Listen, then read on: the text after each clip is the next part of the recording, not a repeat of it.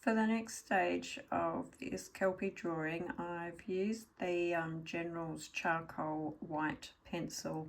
I usually will use this towards the end of a drawing, only because it's quite a harder pencil, and so it's quite good for like making the small highlight first strokes. So that's what I've been doing in this section here.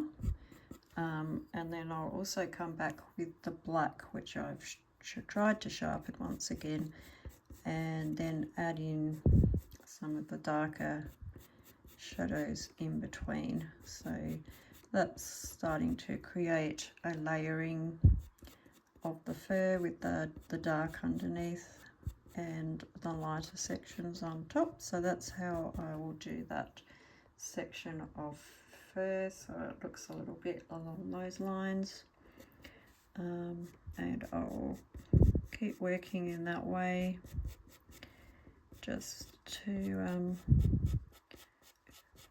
adding layers of the light and the dark in the transition area here until I'm happy with it.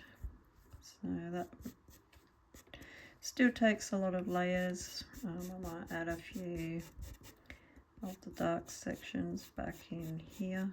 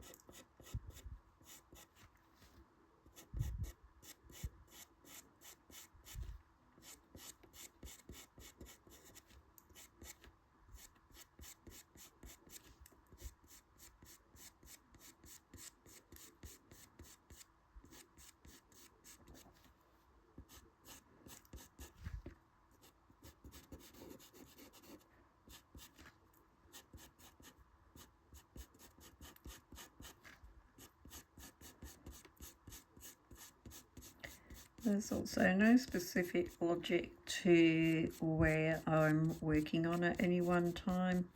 I guess because if I have a black pencil or whatever colour it is in my hand, I'll often look for areas where that colour can also be used. So I probably do tend to jump around quite a lot, working here, working there, then I'll add a bit of black up here, like in the ear section again.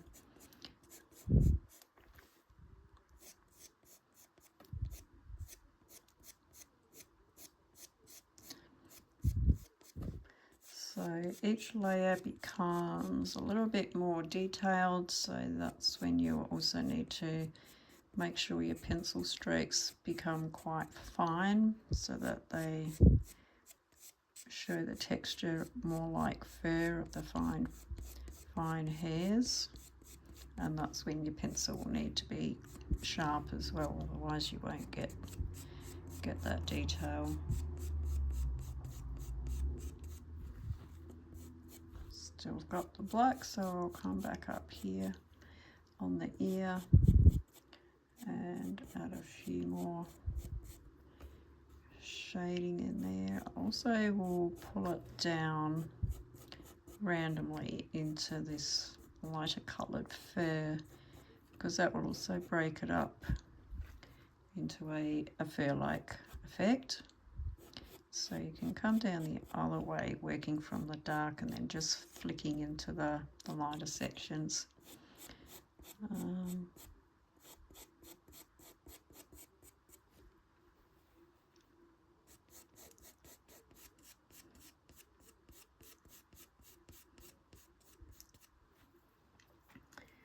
And I still come in with my brush just to smooth it out.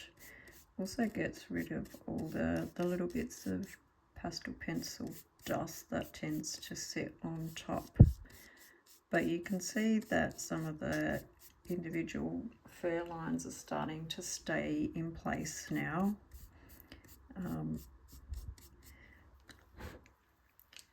It's also important when you're using a lighter coloured paper that you keep that area around it clean, otherwise you can get to the end of the portrait and some of these black dust bits can be quite difficult to get off. So I use a kneaded eraser just to keep on top of what's happening around the portrait and just making sure that the dust layer from the pencils isn't building up too much, because it can be smudged and then it becomes quite difficult to remove. So I try and just keep the edges of the drawing clean as well.